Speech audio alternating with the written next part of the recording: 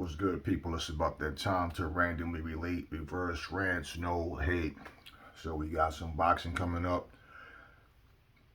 Down the line, we have Tiofemo Lopez versus George Kambosos. And they had a heated up, really heated, kind of face-off interview type thing going on. And hopefully that fight lives up to the hype because Kambosos looked like he really wants this, and Tiofemo Lopez looks like he want to prove him wrong. So that's the way it's looking. Looking forward to that fight. And we just hope that when we have these fight build-ups, man, like I said, that it lives up to the hype because there's a lot of fights that we all want. We're not going to get all of them, at least not when we want them. I'm patient. I can wait.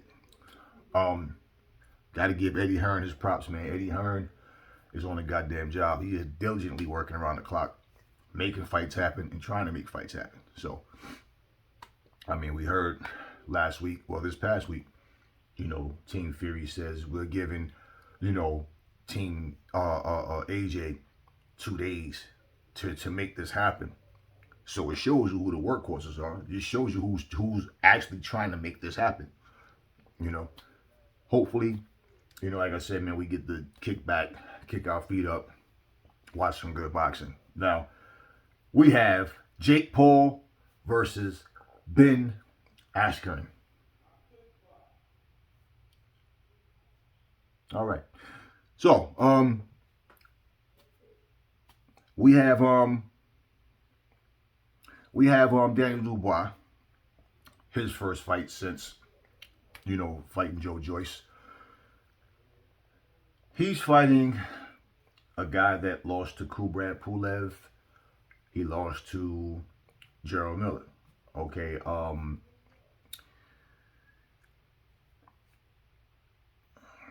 the guy has decent boxing skills. He can work behind his jab. He gave up in both of those fights against Dubois and against Pulev when they started putting the heat on him, starting to put that real pressure on him and breaking him down, he pretty much didn't want anymore. Dubois does have the ability, pause, Dubois does have the ability to put the pressure on, break a fighter down, as we've been used to seeing him doing. He lost it was a close fight with Joe Joyce. We know the eye got so bad he couldn't see, and it was damaged more than what people thought it was. So, I mean, he was doing his thing. It was a back and forth. It was a close fight, man. It was a war. Now, BOGDAN, which is his opponent, it's funny if you look at how they fatten guys up, just like they fattened up Trevor Bryant and Berman Stavern. This fight was, like I said, as far as I'm concerned, okay, we don't have anything at the time. Let these two fight for the title. There's no hype behind Trevor Bryant at all from his management. No one. He's the only one trying to make noise for himself. Now, what's actually and if you see that, Dylan White has said he wants that title. And I said, basically, somebody has the title, and pretty much what happens is a bigger name come along, whether it be a Joseph Parker, or Deontay Wilder, or Dillian White, or Joe Joyce, or Usyk, somebody with a name, somebody respectable, somebody that people can look at and say, okay, he brings some prestige to that title.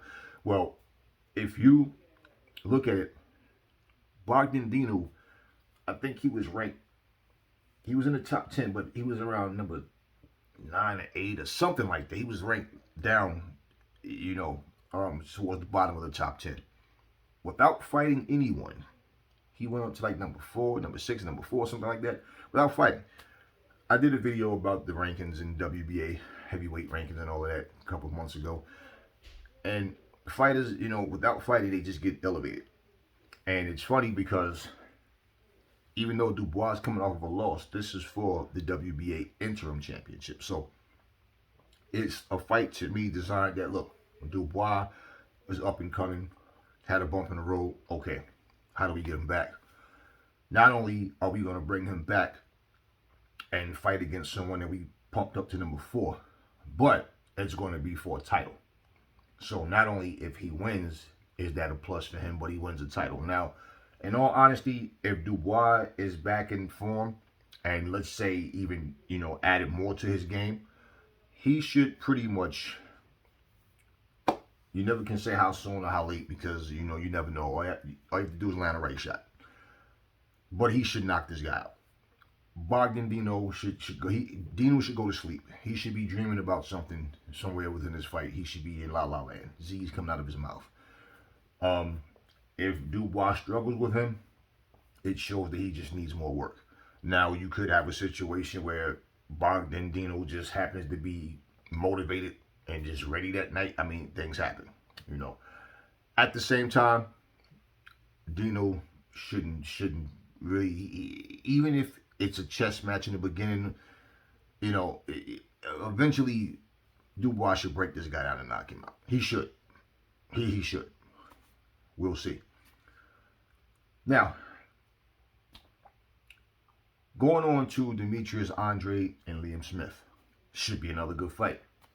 We know Liam Smith is going to bring that pressure. He's going to come forward. He's going to try, to really break Demetrius Andrade down, with just coming in with brute strength and trying to, that pressure and trying to keep him from getting comfortable to want to box and do his thing. Now, Andrade, he's a counter puncher. He's an attacker. He mixes his game up.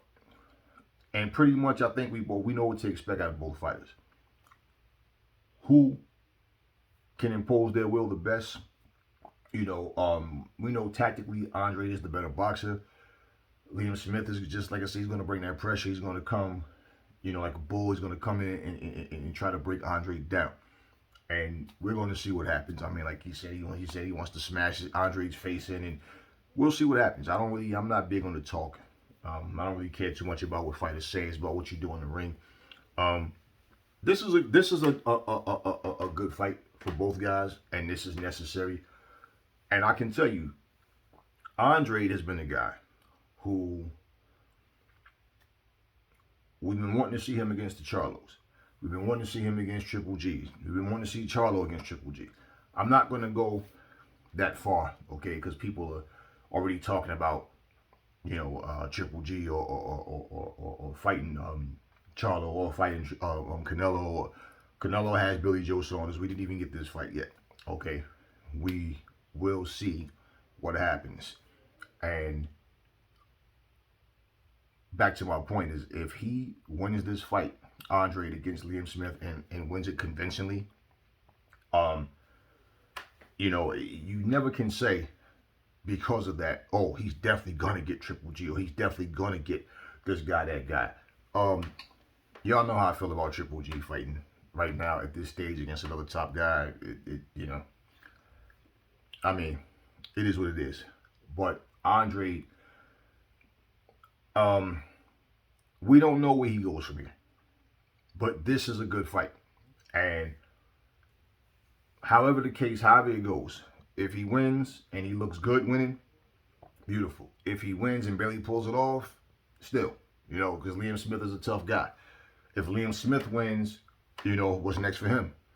You never can say, because in boxing, for some reason, it's just hard to get the guy that you want to see fight each other. It's which leads me to reiterate a point that I made, with, Amir Khan turning down the fight against Conor Benn. Now, if you notice, it's been a situation for a long time now. I remember when Errol Spence, we don't even need to go back any further than that. When Errol Spence first, started making noise, and he was, just going and doing his thing, and he still is. But he was calling everybody out. Keith Thurman, Danny Garcia, Sean Porter. I mean, he was calling all these guys out. Nobody was answering his call like, yeah, no, most definitely. It's not until you have certain fights that they start to see what they think is holes in your game. They start to see what they think is flaws in your game. then they get more confident, like, okay, yeah, I could capitalize on that, you know. And that's when people start, or when someone loses a fight, they're in a position where they need a big fight, and it's like, okay, here we go. The money's good. Let's take it. Okay. We remember the famous red hoodie. I call it the red hoodie video. Okay, when Terrence Crawford and Errol Spence was going back and forth, and he's telling him, remember he told him. First he told Terrence Crawford, you know, you gotta go get a belt first. You can't just come from 140. What you did at 140 is 140. You can't just come to 147 and come in here demanding the title shot. You know, which is kind of weird the way, you know, I always say how Usyk did nothing as a heavyweight, you know, came to the heavyweights from the cruiserweight division and automatically was mandatory challenger for a title without even fighting. He was like, what? You know, okay. So he tells him that. And then what does he do?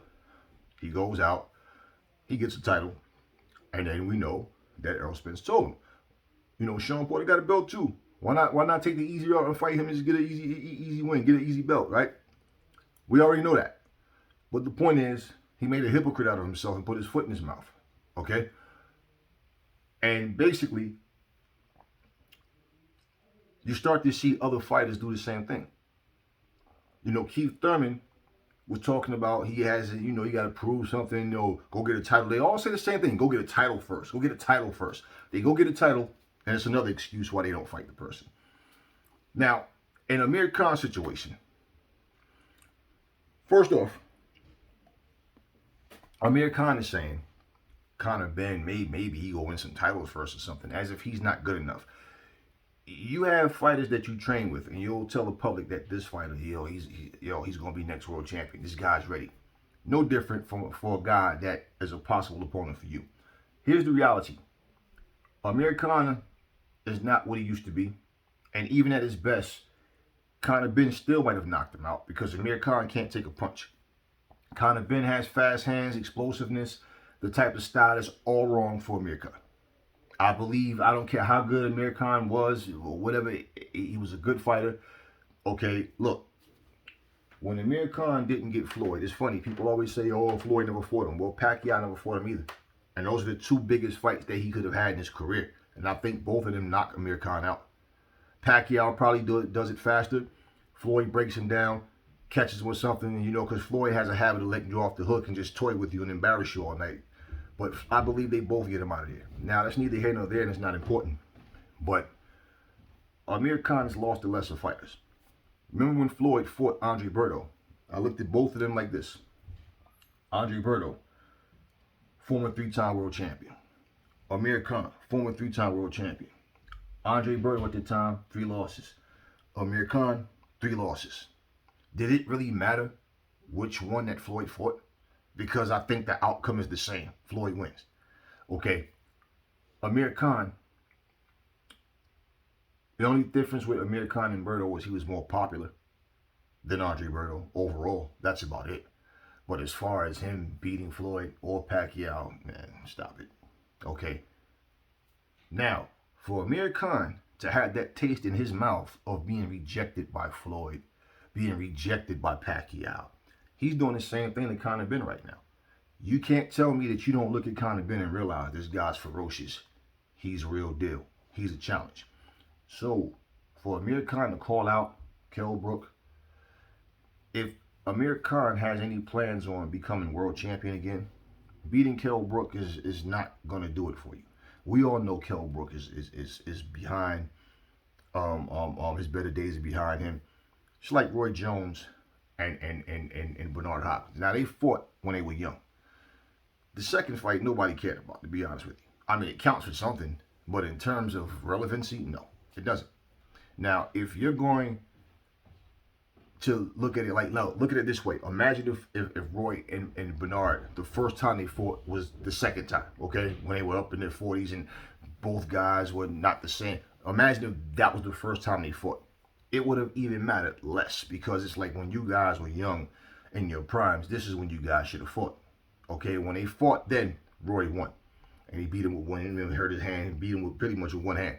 You know, it wasn't the most action-packed fight, probably because of that situation and their styles. But at the end of the day, this is what Amir Khan is doing. He's telling Conor Ben, oh man, you know, if he go win some titles first or something. First off, if he wins some titles, let's just put it like this. Let's say he beats Ugas, right? Let's say he beats Terrence Crawford or beats an Errol Spence. Fighting you is a step back. Why would he want to fight? No, if he beats Terrence Crawford, then he should want a guy like Spence next. If he beats Spence, he should want Crawford. If he beats one of them, he should want Sean Porter. He should want Keith Thurman. You understand what I'm saying? Why would he want to fight Amir Khan? Conor Ben is still on the come up. So to call out Amir Khan, it's like, I can understand him saying, yeah, I want this fight. For Amir Khan, if he feels like he's still worth anything in this division, and like he still has something to offer, why not take the fight? Because to say if he wins, go wins a title or something, if I'm Conor Ben's management, I'm like, why would you want Amir Khan, man? You just won a title. You just beat someone. Okay, you just beat a guy who beat Kell Brook and beat Amir Khan. You just, you know, you beat a guy who's better than both of them. Why would you want to fight him, right? As far as an easy touch, because that's all that would be. You know, Amir Khan, let's go back some years. And he's older now, right? So imagine. He was walked down by Chris Algieri. Simply because Chris Algieri decided, no, we're going to go forward. We're not going backwards. Most people feel like Chris Algieri won that fight. And the thing was, Chris Algieri is a powder puff puncher. He has no power. And Amir Khan allowed him to back him up and fight on the back foot all night.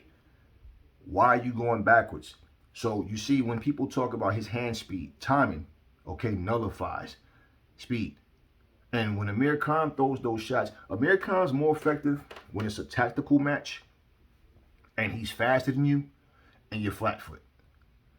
That's when he looks best. When Amir Khan throws those little fast slap punches, he almost like he's doing this and fast forward. You know what I'm saying? Like a praying mantis. It's almost like he just punches just to keep you off and get distance, and he's like running. You know, he does it, and then basically he gets close when he's not ready to punch, bam, and he's out. He can't take a punch. So, I mean, even to say, well, he was doing good against Canelo until he got caught. Didn't we expect that? I said, however long that fight lasts, whether it's the first round or the last round, at some point, Canelo's going to knock him out. But I don't think nobody saw that fight going 12 rounds. I know I didn't. You know, like I said, I didn't know what round he was going to get him. But I knew as soon as he lands something clean that Khan was going to sleep. And that's what happened. So throwing those little fast slaps, like everybody talk about his speed. His speed is effective if he gets you hurt and load up. His speed is effective if you're flat foot. Okay? If you stand in and he's faster than you are. If you can box and move your head, his speed is not as much of a factor because Khan tries to not get hit and he throws a little slaps. It's like it's like he takes a step in, throw 2 or 3 fast slap punches and get out. And if you watch, when I watch him fight, it's like, yeah, I can see why he's not effective, you know, with that speed, the way people try to make it seem like he is, you know. But Khan was a good fighter, don't get me wrong. I'm just looking at the things that plagued his style. You know, he was a good fighter. But Amir Khan turning down Conor Ben, as far as I'm concerned, he knows it's better to stay away from him, Conor Ben. You know, just like Jaron Ennis, you know, people, look, I said I feel like Jaron Ennis and Conor Ben are the future. So that's a fight I don't think need to materialize right now. Let these guys get their shine first, and hopefully when they do, neither one of them start this whole, oh man, go win a title first, or, you know, when it's time for them to fight, hopefully it just happens. Reason I'm saying I don't think that fight should happen right now between the two of them is because they're both on the come up, and it's a better build up because they're still both young, and it's a better build up. Once they're there, it's like, okay, we've reached that level now. Let's get it on. You know what I'm saying? And that would be cool, man, for it to happen that way. But, you know, so, yeah, looking at, just to reiterate on that, looking at the Amir Khan situation, now he's doing the same thing. You know, you got brushed off. And listen, I don't believe it for a second that Floyd or Pacquiao was afraid of Amir Khan. I just don't think either one of them really saw that fight the way the fans fantasize about the fight being. I know for me, it was just like, because we saw Amir Khan has no beard. He has heart. He has heart and he can fight, but he's irresponsible on defense. After about 4 or 5 rounds, he starts to get careless on defense and he gets caught. And the problem is he cannot take a punch. Okay, when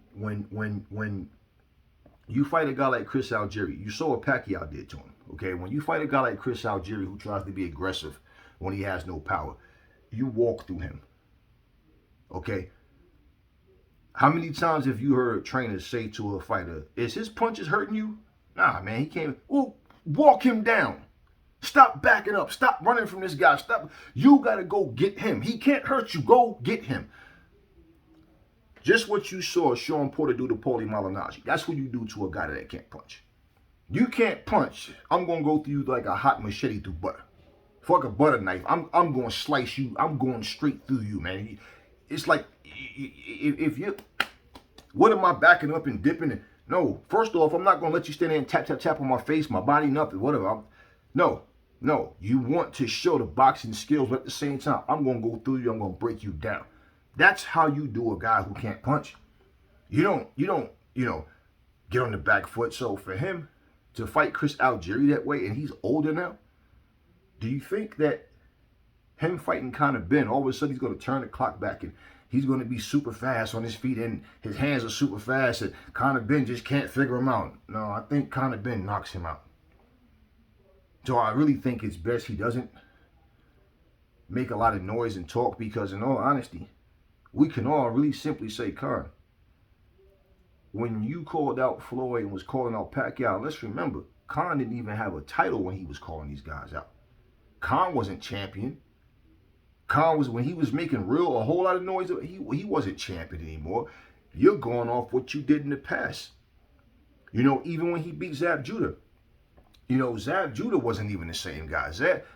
In all honesty, Zab was never the same since he lost to Costa Zoo. Okay, not to make an excuse about it, I just think stylistically, Amir Khan would have beat Zab Judah at any point in their career, because I just think Zab can't handle Amir Khan's style. Don't get me wrong, Amir Khan is no bum. He just can't take a fucking punch. Okay, and if you watch the way he fights, man, like I said, unless you're super slow and his style, it's easy to time his type of speed. Easy. That's why when he gets caught, if you look at it, anytime he gets caught, when they cut his shot or catch him slipping on, like I said, he gets irresponsible on defense, not even because of fatigue. He just does that shit, man. He just gets to the point where he put himself in harm's way. He's not ready to punch, and he's too close. You understand? You don't punch when you're not ready to. When you're not ready to punch, you shouldn't be in punching range. Okay, and especially for someone who really is not slick and slippery like that. Khan uses his legs to get in and out, and I think a lot of people overlook that. He's not a slick puncher, boxer that can slip on the inside, boom, boom, boom, boom. Get underneath, pow, make you pay. He doesn't do that. He gets in and out with his legs, and then when he gets in, he thinks he's fast enough that I can get the shot off before you. But then you punch when he's not ready, and Khan he's there to be hit. Okay, but I just think that it's best that he stay away from Conor Ben. But basically, in the future, when he's asked questions, because people always want to dig up dirt and ask about fighting Pacquiao, ask about fighting Floyd, he should really think about what he say before he say it, because now you're doing the same thing to Conor Ben. You're telling him he has to win a title first. You're basing it on the fact, I'm a former 3-time champion. What have you done lately, though? You see, and if he gets to the point where he still wants to fight, he wants to try to get a big fight, and then people are overlooking him, like right now, let's just say, for example, we already know what Terence Crawford did. Why would Sean Porter want to fight him? Why would Errol Spence want to fight him? Why would Keith Thurman want to fight him now? What has he done lately? They could say the same thing to him. Like, what have you done? I'm a 3-time world champion. Right, that was a long time ago. Conor Ben was on the come up, and listen. When you're an interim champion, people don't really acknowledge that kind of stuff. Okay, and there's so many belts floating around it. Even when you have a championship, depending on what the title is, people are like, they don't really pay much attention to it. But looking at sheer competition, you know damn well Conor Ben will give Khan all kinds of problems before he finally knocks him out. So that's a fight that, if he took the fight, you only take the fight when you feel motivated. Any fight. He's fixated on calling out a washed up Kell Brook. He's washed up as well. But he's trying to, so if you want to keep it in that lane, fine. But to say things like he needs to win a title first, like I said, he would be taking steps backwards to go from beating someone like a Crawford or a Spence, then go back and fight you. So, what he's done is what he's done.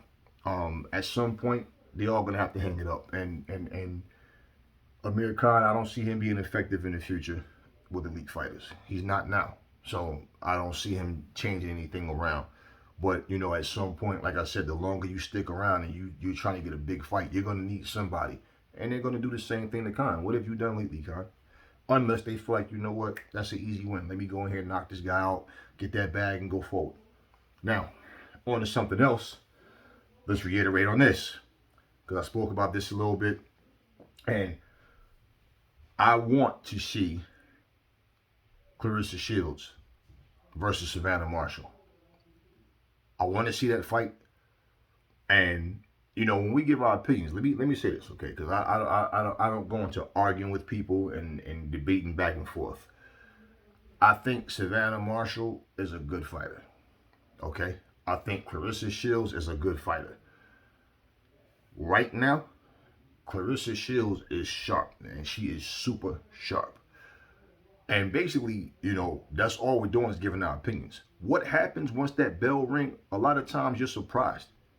Me looking at what I see in front of me, when I watch fighters, like, yeah, he got it. You know what? She's got it. Yeah. It's to take nothing away from Savannah Marshall. But again, when I watch her, prior to today, I've watched like all of her fights. I sat back and watched all the Claressa Shields fights, and I'm just watching the two. I don't get that feel with Savannah Marshall. Like, I hear what Eddie Hearn is saying, and yeah, give her props. She's a good fighter. She's telling you all she's too strong. She punches too hard for Claressa. She's a fighter. Saying it is one thing. They all say that shit, man. They all say the same things before you go into a fight with somebody. I'm going to do this, I'm going to do that, I'm going to do this, I'm going to do that. The fighters, fighters who's known to be supposedly the bigger punches, which, in all honesty, when I watch her fight, I don't see this devastating power she's talking about. I think she's a good fighter, good head movement. She's always busy. Even when she's not punching, she's moving her head. She's, but she's slow on her feet, and her hands are slow. And she punches straight up. She throws, even when she throws her jab, she leaves her chin. She's wide open. She squares up when she throws her shots. When she throws the straight shot, same thing. She reaches and she leans and leaves herself wide open. Okay? And even when she pulls back, she has a habit of pulling back with her hands down. And she's squaring up. Now, if you look at all of those things, Claressa Shields versus her in terms of flaws, with Claressa, it's not so much flaws. It's putting it together in the ring, not to shut up critics, but putting everything together where you can set traps, catch, your opponent with the right shots, where you might can get him out of it. Claressa Shields has power. Okay, people are looking at, no, she's not knocking nobody out. She has power though. Not devastating power, but she has power because nobody has ever ran through Claressa Shields. And if you notice, all of these punchers, these fighters that's supposed to be the big punchers, what do they do every time they fight Claressa Shields? You wind up seeing them holding, grabbing, trying to keep her from letting her hands go. So if she couldn't punch, you should be willing to trade then. You understand what I'm saying? So, people got to understand. A lot of people got caught up in the whole Layla Ali, Claressa talk. And, Layla pointing out these things and saying this and that. Yeah, but it's two different things when you have to go do it. And to be honest with you, when I compare, as far as comparing Layla to Claressa, Claressa is better than Layla tactically. Layla is more of a volume puncher. Volume, volume, volume, volume. Come in. You know what I'm saying? And she will come in and throw those shots. And then when you're not expecting anything, Layla will throw a combination out of nowhere. You know, heart, grit, determination. Claressa has that too, though. When I watch them two fight, it's like, like I said, I see 50-50. Because they both have something to beat the other. But if it comes down to who has more in their arsenal, it's one of those things where I think the better conditioned fighter wins. Simply because, in all honesty, Layla was nice, but Claressa's sharp. Claressa's not going to stand there and just get hit with a barrage of punches like those other opponents that Layla fought. On the other hand, Layla would be the best fighter that Claressa has fought. So it's like I'm saying, and I'm not trying to be neutral. I'm saying when I see them, it's like I see it 50-50. When I watch Savannah Marshall fight, she's a good fighter. And, you know, she does a lot of things well.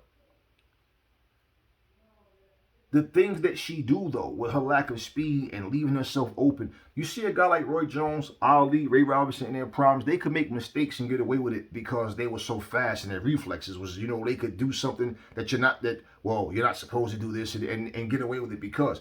But a lot of times it wasn't mistakes. It was basically just part of their style. Fighters are not taught to do this, so I'm going to do it.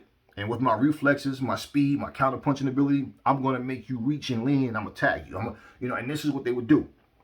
You know, Savannah Marshall, it's like she's flashy without the speed. If you guys don't think that that's a factor, it's okay. Should the fight happen, just remember what I'm saying. And listen, let's say she went in there and beat Claressa Shields. I have no problem saying, hey, Savannah Marshall did the damn thing. Congratulations, she was the better woman. Simple. I'd have to see it first, though. Because me going off what I see both fighters and where they are mentally, and Claressa, she's just sharp, man. People can knock her, and they can. Claressa, for some reason, she's one of these people don't want to give her credit. And then all the, oh man, she talked too much.